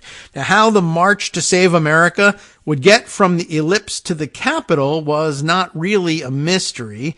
Yet in permit applications submitted by WFAF, the women, what was it? It was a Women for America First, having shifted a post-inauguration protest that they had planned to January 6th, following Trump's December 2020 "Be There, Will Be Wild" tweet. No march was identified. But remember that they were applying for permits not only at the ellipse, but they also, I think, or at least some affiliated activists also asked for permits outside the Capitol, across the street at the Supreme Court, which is very near by the eastern face of the Capitol, etc. And for them to ask for permits for a rally here, and a rally there, will it be attended by the same people? I don't know, maybe. Well, how will they get from the ellipse to the Capitol? I mean, is it a march? No. Why are you calling it a march? I don't know. Well, how will they get there? Star Trek transporters. I don't really know. Now, for the DOI at that point to have said, well, they say it's not going to be a march, so what the hell? We'll just permit it anyway. To which I'm sure somebody said, it's interesting you say that they say it's not going to be a march, because they do say it's going to be a march. In their public-facing branded communications, they say it's going to be a march. The only place they say it's not going to be a march is in their application forms with the Department of the Interior. I mean, I think they might be lying here. We should probably look into this. Well, at any rate, how the participants would get from the ellipse to the Capitol was not really a mystery. Oh, it was going to be a march. Yet in permit applications submitted by the group, no march was identified. And in fact, they swore that there wouldn't be one. In fact, according to the Inspector General's investigations, the group representatives consistently denied that a march would take place. That is weird for people applying for a permit for a march to save America. But then again, on the other hand, I mean, I guess if you're really looking for how to figure this out, like I'm thinking about the break room, the lunchroom conversation among the bureaucrats there. Well, this doesn't make any sense, Joe. It says here that it's a march. Now, granted, it's a march to save America, and we all love saving America. Who doesn't? But they say over here, there's not going to be a march. How could there possibly not be a march at a march to save America? And Frank says, well, Joe, don't ask me, but I got another thing for you. I mean, if that worries you so much, consider this. Are they going to save America? No, probably not. Well, they're lying about that too, you see. So I don't know whether there's going to be a march or not. They say march and they say save America, but no one believes they're going to save America. So why should we believe there's going to be a march? That's a good point. And it gets us out of here by 5 o'clock. Where's the rubber stamp? Boom. Approved. You got it. That was my stamp of approval sound effect. I just made it up. Banging an eraser on the pencil eraser on the desktop. Okay. I mean, it's rubber hitting a desktop. That's got to be something like what it sounds for. So we move on. The U.S. House Select Committee that investigated the riot and Trump's efforts to retain power unearthed evidence that a march was, in fact, planned and known about by the White House. That's sort of incriminating, I think. There was a social media post drafted for Trump, for example, in which the president would advertise that he was making, quote, a big speech at 10 a.m. on January 6th with a, quote, march to the Capitol after. Well, that should probably remove all doubt, don't you think? The draft was stamped. Oh, another stamp. The draft was stamped, President has seen, but the post was not published. But again, if you're trying to establish in a criminal case or whatever, a civil case, whatever kind of case, if you're adjudicating this in court, well, we don't know that they planned to march. Well, the event was called March to Save America, right? But again, remember, they weren't going to save America, so why assume that they were going to march? Okay, that's true. What about this? There was a draft tweet that the president was supposed to send out that says, I'm going to make a big speech and then we're going to march to the Capitol after. I'm going to set on foot this insurrection. We're going to march to the Capitol after. So I ask you, did they plan to have a march? And did the president know? What did the president know and when did he know it? Is the question here. Now it's morphed into that, right? Okay. Well, we don't know that the president has seen it. It was a draft. We don't know. Maybe someone drafted it and the chief of staff said, that's not a good idea. Don't show the president. Okay. I direct your attention to this rubber stamp that alongside the t-shirts that say Civil War, January 6th, 2021, I direct your attention to this stamp that says President has seen. Oh. That is tough. Well, keep in mind, we weren't going to save America, so you never know whether there was going to be a march. And if you don't know whether a march means there's going to be a march, then maybe president has seen means president hasn't seen. You know, Trump and paperwork, man. You can never tell whether or not he's seen it or not. Okay, but for evidentiary purposes, I mean, do you agree that it says president has seen? Yes? Okay. Then can't we assume he's seen it? No, hearsay. It's an out-of-court statement offered to prove the truth of the matter asserted. But also a declaration against interest. And, all right, well, we don't need to actually parse that out. It says president has seen. Come on. You're not going to win on this one. Well, the committee also heard testimony from Max L. Miller. Who's that? An aide to Trump, who was later elected to Congress from Ohio. I mean, they had sent out the invite, and it said, Save America March, Miller told investigators, and yet decided to run for Congress. I'm not trying to sound how I'm sounding, but it's more than implied within the title of the rally. It's interesting that he would just offer that up and also say I should be in Congress on behalf of Republicans at that. But anyway, now, all of that being said, the WFAF's Kylie Kramer told the committee that there was no plan to call for a march. She was lying the same way to the committee as she was to the Department of the Interior.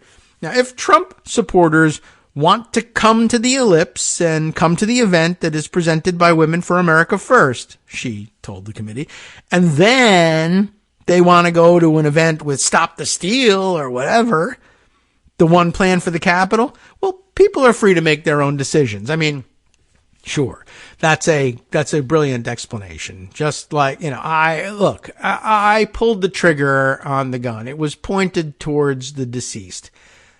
I didn't want to kill him. All I wanted to do was pull a trigger. I just like pulling triggers. Now, I did not know that the bullet independently was going to say, oh, this is a signal to me to be fired and then to enter the body of the deceased. If I want to pull the trigger and the bullet wants to independently decide that it's going to land in the deceased's face, that's up to the bullet. Well, no, it's an inanimate object. It doesn't work like that. But yeah, this excuse, we were just going to hold a rally called a march. And we were just going to have some friends of ours with whom we were coordinating hold another rally at the other end of the street. But was there going to be a march from one to the other? No, nothing we knew about, despite having asked for a permit for a march to save America. But there's more.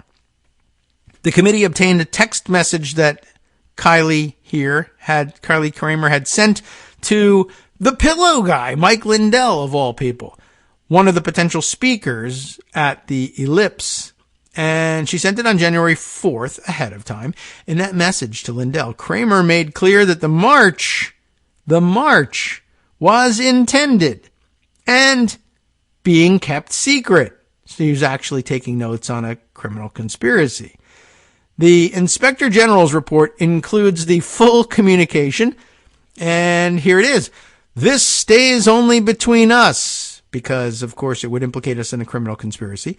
We are having a second stage. We are having it. Now, if they want to walk to Stop the Steal or whatever, it's not my fault if there's another rally somewhere else and that the quickest way to get from there, from our rally, is by foot. But hey, no, we are having a second stage at the Supreme Court after the Ellipse. POTUS is going to have us march there. He is going to set on foot this insurrection. He's going to have us march there / the Capitol. It cannot get out about the second stage because people will try and set up another and sabotage it, which she capitalized for some reason, the word sabotage, capital S for that. It's not a proper noun, but maybe she was referring to the Beastie Boys song. It can also not get out about the march because I will be in trouble with the National Park Service, the Department of the Interior, and all the agencies, but I'll be in trouble with the National Park Service and all the agencies, but POTUS is going to just call for it, quote, unexpectedly. Wink. Wow. I mean, that's as incriminating a communication as you could possibly get on the question of was there a march planned and did you lie about it? Yes, absolutely. That is really interesting. It can't get out about the second stage because people will try and set up another and sabotage it. No, it can't get out about the second stage being ours because then it will be impossible to escape the accusation that we lied about the planned march. And if you doubt that, let me add another paragraph to this that says, P.S. we are lying about the planned march. And the planning is we're going to have the president initiate the march. In other words, yes, it goes all the way to the top, just in case it wasn't incriminating enough for us to tell you our plan is to lie about it. I also want you to know, and this cannot get out, which is why I'm writing it down, that the president of the United States is in on the scam. Only myself and White House liaison know the full story of what is actually happening, and we are having to appease many people by saying many things, i.e. lying to as many as possible. Only myself and the White House liaison know the full story. No, the President of the United States knows the full story. He's the one that's going to set on foot the insurrection unexpectedly. According to the Inspector General's report, Bump continues, there would have been no negative repercussions for WFAF had the march been reported. That's interesting. Instead, there would simply have been more planning involved. I don't know if that's really the case, but it's an interesting story, including identifying people to act as marshals to ensure that the march progressed safely. But the White House and its allies instead opted for secrecy, and it might have just been their fantasy about being clandestine actors here. Or they figured, well, if they know we're going to set an insurrection on foot, surely they'll want to try to stop it. But maybe they just thought it was more dramatic if it was secret. Anyway, according to the Inspector General, there wouldn't have been, there was no reason to keep it secret, but they chose to do that anyway. Unless there's no legal reason, they wouldn't have not been permitted, according to the IG. I don't know if that's really the case, but anyway, their decision to opt for secrecy is itself interesting and informative. So their claim in the DOI is that there would have been more planning involved. That's all. Now, it's not entirely clear why they opted for secrecy at the White House. Trump's attorneys had warned his team about the possible legal repercussions of his going to the Capitol himself, warnings that failed to prevent Trump from telling the crowd at the Ellipse that he was going, and, according to reports, from trying to go there that day and fighting with his Secret Service detail about it, right?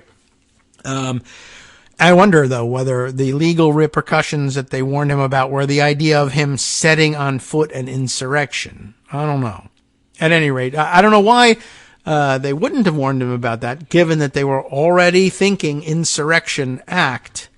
Why it didn't occur to them that they might be the insurrectionists in all this, I am not sure. The aforementioned White House liaison was likely to be Katrina Pearson, that stupid idiot from the Tea Party debacles, who made a nuisance of herself between then and now and was, generally considered a clod by all reports.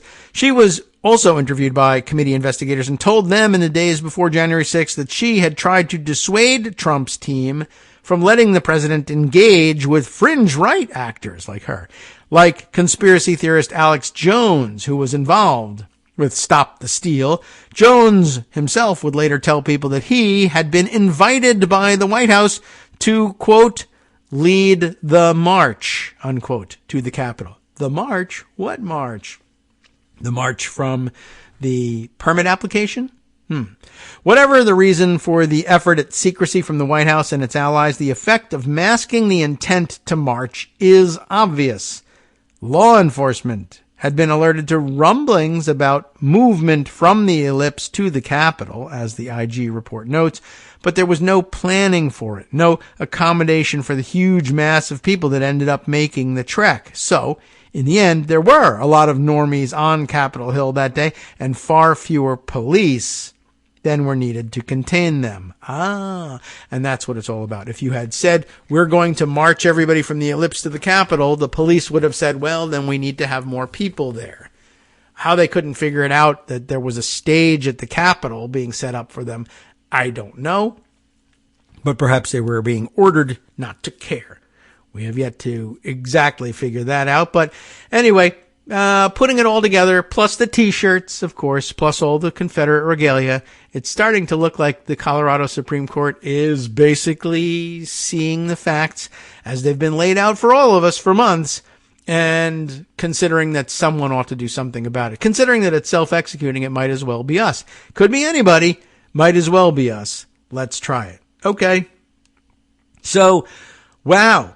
That's kind of the latest on all of the Colorado decision. We'll have lots more to discuss over the rest of the week. Let's sneak in one or two more quick stories. The Tommy Tuberville blockade is over and done with. Joan and I discussed a little bit about how they might try to handle the last remaining 11 four-star flag officers whose nominations were still pending and hadn't been disposed of in the unblock approvals before. And it turns out that they decided, we'll do all of those today. And they could have dragged that out for some number of weeks had Tuberville insisted on the principle of his blockade, but he too wanted to go home and was tired of being beaten up on. And guess what? They did all 11 unblock yesterday. I mean, you could dive into the article to try and see whether there was anything procedurally worth distilling out here, but basically I think they just asked for unanimous consent to consider them all at once. Nobody objected, so they went ahead and did it. There you go. Yeah. The last minute turnaround, Tuberville had been protesting a Pentagon abortion policy, and he agreed to drop his objections to the promotions, and that allowed the officers swift confirmation by unanimous consent and enabled senators to wrap up a major piece of business standing between them and a holiday break. So that's that. That's out of the way. And his whole protest essentially comes to nothing. He piece by piece broke down and just decided not to object, and that's all it took.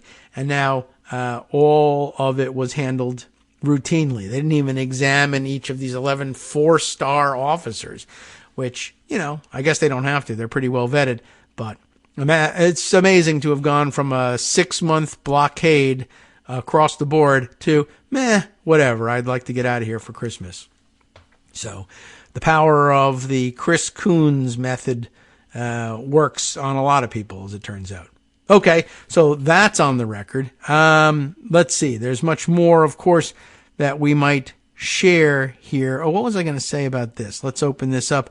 I think this, we'll include this because this too has to do with Colorado, but there was a lot of, there was a mention earlier from Greg about how carefully the Colorado Supreme Court put together their decision and how intent they were on making it difficult for the Supreme Court to find a path to overturning them. I mean, they may just go ahead and do it, but a lot of their decision cited previous rulings from members of the current Supreme Court here. And one of them was pointed out here, Lawrence Hurley, with whom I am not familiar, but maybe I can open this up and see.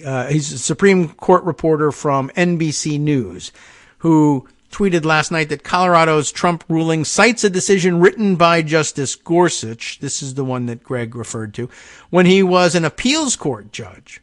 That is, before he was elevated to the Supreme Court, and which prevented a naturalized U.S. citizen who wanted to run for president, which is against the Constitution, from appearing on the ballot. And here's that ruling. This is an interesting one. So now, of course, if Neil Gorsuch wants to find his way around this thing, he'll have to overrule himself.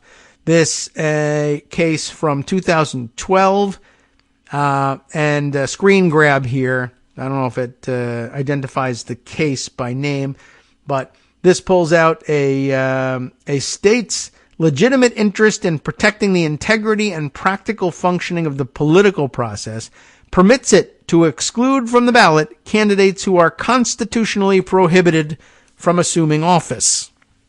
And that's from Gorsuch himself reaching that conclusion. Of course, he would say, well, that's a much clearer provision of the Constitution. Now, we don't know what insurrection means necessarily. Well, that's true. We don't. Who would decide what it means? Whose job is it emphatically to decide what the law is? Well, the Supreme Court's. But we meant me, the Supreme Court that I serve on, not the Supreme Court that other people serve on. Screw those guys. And they did mean that. But, that's whose job it is to interpret what these things mean. And when he was on the appeals court, he felt quite comfortable saying, yeah, the interpretation of what it means to be constitutionally prohibited from running for president with respect to naturalization is easy and understandable. If only the insurrection had been thoroughly investigated and televised, then people would, oh, I see. It has been? Oh, gosh. Well, that is of some interest, isn't it? Well, it'll be uncomfortable, but these people are lunatics, and I suppose they could do this at any time. All right, let's see. We are, of course, running out of time here, and it's time to hand things over to Justice Putnam for the West Coast Cookbook and Speakeasy, and maybe we can just make that transition a little sooner and read you a little bit more about what he has planned. We have, of course, our Thursday and Friday shows ahead of us with lots to get to.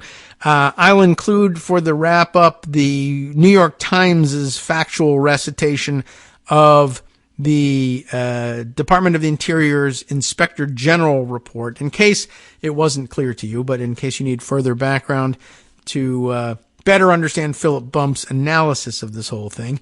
And then, of course, lots more to discuss in the coming days, but as I said, time now running out. And let's just use the time that we have remaining to tell you about what's coming up on the Smothered Benedict Wednesday version of the West Coast Cookbook and Speakeasy. Here's what Justice has on tap, starting off in the Bistro Cafe, as he usually tells us. Colorado's Supreme Court. Hey, have you heard about these guys? I don't know. Did you know they had a Supreme Court? Well, guess what they did? They ruled that Donald Trump was an officer of the United States, that January 6th was an insurrection, that Trump was the leader of that insurrection, and that his candidacy in the state is prohibited on constitutional grounds, just like Justice Gorsuch said when he was a judge on the appeals court they could do. Oh well. Then, on the rest of the menu, Tesla's recall of 2 million vehicles, remember that, to fix its autopilot system uses technology that may not work.